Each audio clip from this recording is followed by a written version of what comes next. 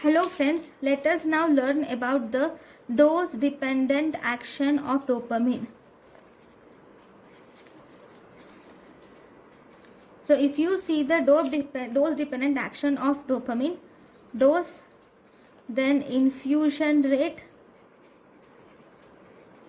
in microgram per kg per minute, and effect. Low dose less than 2 microgram per kg per minute. This will increase the renal blood flow and it will also increase the urine output. And what is stimulated?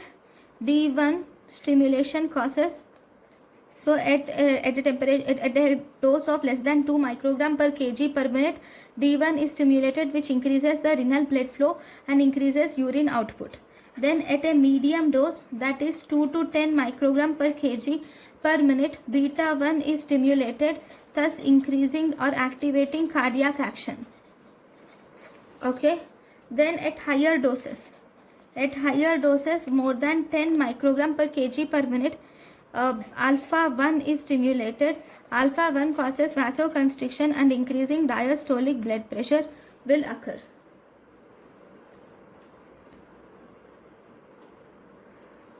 Thank you for watching.